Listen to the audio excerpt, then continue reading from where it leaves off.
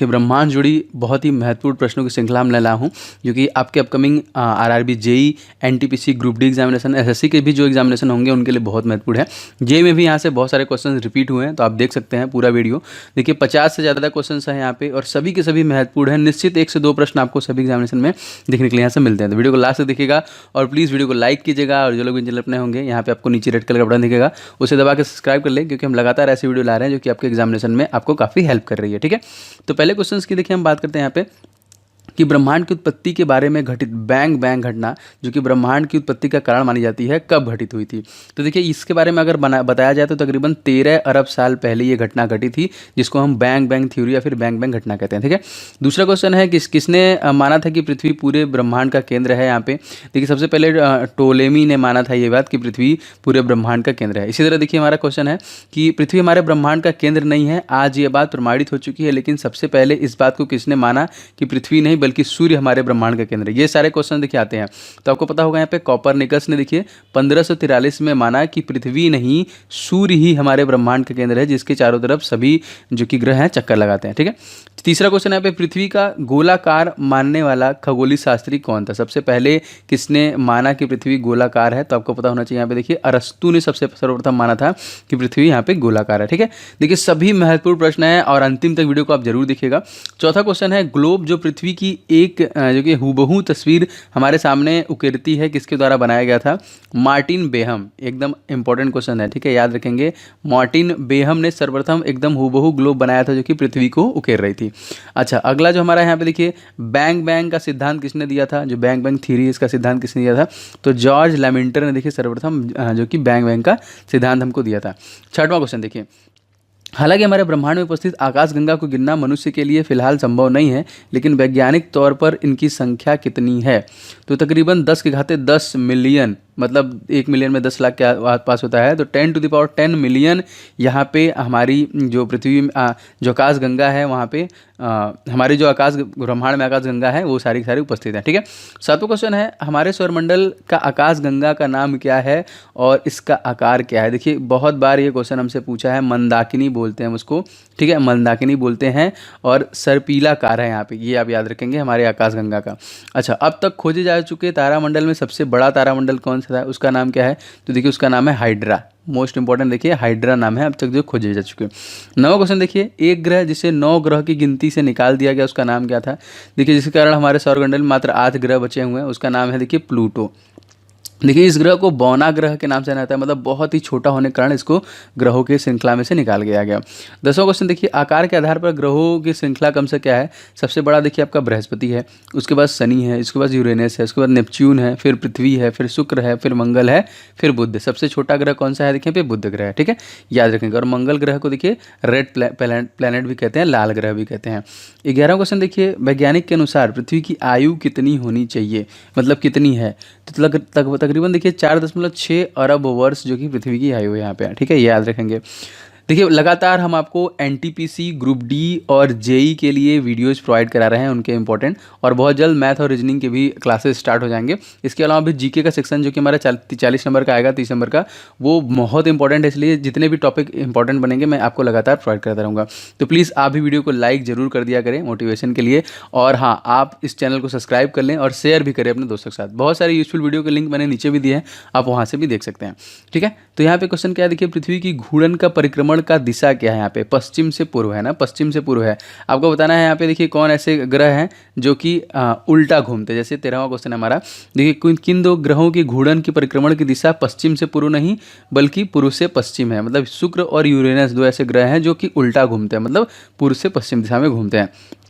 14वां प्रश्न देखिए, हमारे सौरमंडल में 2 ऐसे ग्रह हैं जिन्हें आंतरिक ग्रह माना जाता है, वो कौन से हैं। देखिए बुध और शुक्र, ये देखिए आंतरिक ग्रह हैं, और यही 2 ऐसे ग्रह हैं जिनके कोई भी मून नहीं है, जिनके कोई भी उपग्रह नहीं है। ठीक है, 15वां क्वेश्चन देखिए, उस तारे का नाम क्या है जो सूर्य के बाद पृथ्वी के सबसे निकट है। तो देखिए वो है प्रोक्सिमा सेंचुरी, जो कि सूर्य के बाद पृथ्वी के सबसे ज़्यादा निकट है। 16वां क्वेश्चन देखते हैं, वो छोटा छोटा आकाशीय पिंड जो कि मंगल तथा बृहस्पति कक्षाओं के बीच में पाए जाते हैं, उनको क्या कहते हैं। उनको देखिए क्षुद्र ग्रह कहते हैं हम, ठीक है, मोस्ट इंपॉर्टेंट याद रखेंगे। देखिए वास्तव में धूमकेतु क्या होता है, हमारे मन में आता है, देखिए गैस तथा धूल के संग्रह एक लंबी देखिए चमकदार पूंछ के साथ आकाशगंगा में चमकीले गोले के रूप में दिखाई देती है, ये है आपका धूमकेतु, इसको बोलते हैं, ठीक है, गैस और धूल का संग्रह होता है।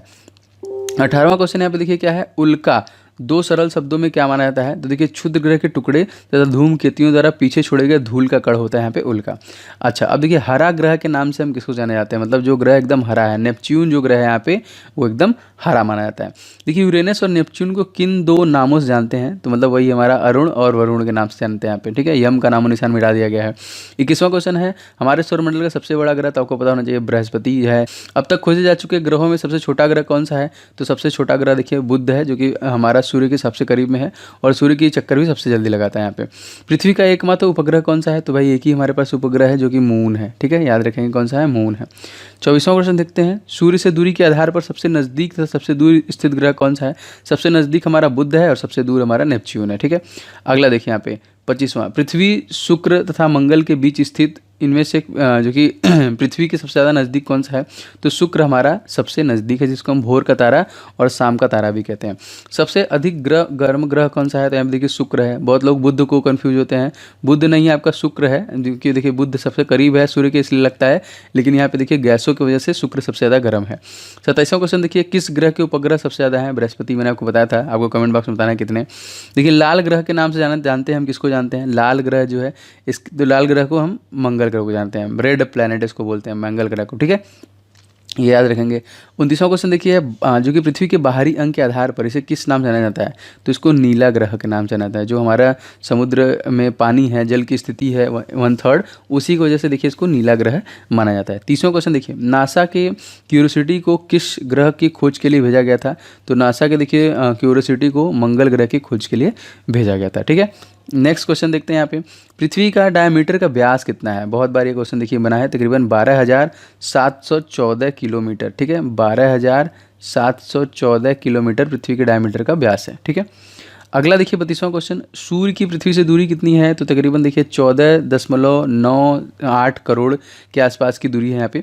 और सूर्य के केंद्र का तापमान हमसे पूछता है कई बार, तो देखिए सूर्य के केंद्र का तापमान तकरीबन यहाँ पे देखिए 15 मिलियन सेंटीग्रेड है, यहाँ पे जो तापमान है इसका 15 मिलियन सेंटीग्रेड, और 1 मिलियन में तकरीबन 10 लाख होते हैं, तो ये आप अनुमान लगा सकते हैं और याद भी रखना है इसको आपको, ठीक है।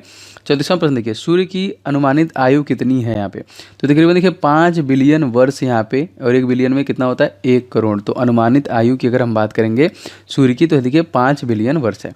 चलिए 35वां क्वेश्चन देखते हैं, सूर्य से चलने वाला प्रकाश पृथ्वी तक पहुंचने में लगता है समय जो है, जो मतलब सूर्य से जो प्रकाश चलता है पृथ्वी पे पड़ता है, कितना समय लगता है, तो तकरीबन देखिए 8 मिनट 18 सेकंड, ठीक है, 8 मिनट और 18 सेकंड में ये पृथ्वी पे पहुंचता है, ठीक है।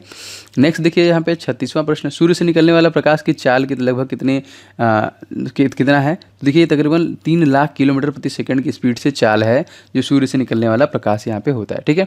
और देखिए सूर्य का डायमीटर का व्यास कितना है, तो तकरीबन 13,92,200 किलोमीटर का व्यास है यहाँ पे, जो डायमीटर है यहाँ पे व्यास है, ठीक है।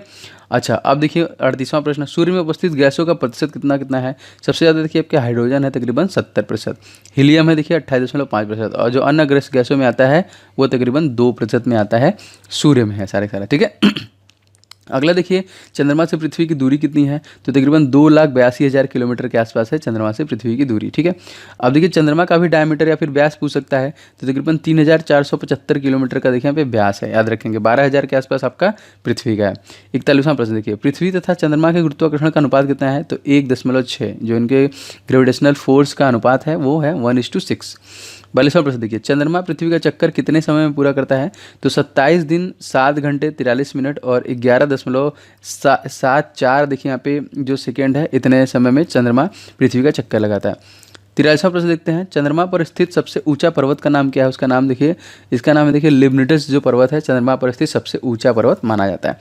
44वां प्रश्न देखिए, भारत पर स्थित जो कि लिमिटेड पर्वत है, चंद्रमा पर स्थित जो कि लिबनिटस पर्वत की ऊंचाई कितनी है, तथा ये ध्रुव पर स्थित है, किस ध्रुव पर स्थित है, तो देखिए इसकी ऊंचाई जो है तकरीबन 35,000 फीट के आसपास है, और ये दक्षिणी ध्रुव पर स्थित है, ठीक है।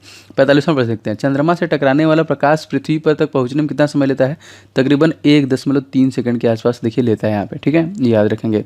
नेक्स्ट चलते हैं, यहाँ पे देखिए 46वां प्रश्न देखते हैं। उपग्रहों की संख्या के आधार पर ग्रहों को क्रमशः कैसे लिखा जाता है। देखिए जैसे अगर हम बात करें पृथ्वी, बृहस्पति का देखिए 63 हो गया, शनि का देखिए 60 हो गया, अरुण का देखिए 27 हो गया, वरुण का देखिए 13 हो गया, मंगल का देखिए 2 हो गया, पृथ्वी देखिए 1 है, शुक्र का 0, बुध का 0। तो ये देखिए सभी मैंने आपको बता दिया इसी में। अगला है देखिए ग्रहों के वर्ष में पृथ्वी वर्ष में क्रमशः कैसे लिखा जाता है। तो वरुण देखिए जो कि तकरीबन 164.8 वर्ष, अरुण देखिए 84 वर्ष, शनि देखिए यहाँ पे 29.5 वर्ष, बृहस्पति 11.9 वर्ष, मंगल 687 दिन, पृथ्वी 365.26 दिन, शुक्र 224.7 दिन, बुध 88 दिन। ये क्या है, इतनी देर में ये सब सूर्य का चक्कर लगाते हैं, ठीक है। अच्छा, पृथ्वी सूर्य के सबसे नज़दीक कब होता है, उपसौर जिसको हम बोलते हैं। तो देखिए ये आप याद रखेंगे, ये 3 जनवरी के दिन यहाँ पे होता है। 49वां क्वेश्चन देखते हैं, पृथ्वी सूर्य से सबसे दूर कब होता है, अपसौर जिसको बोलते हैं, वो 4 जुलाई में होता है यहाँ पे। 50वां क्वेश्चन देखते हैं, पृथ्वी का भूमि पर जलीय क्षेत्र का प्रतिशत कितना है।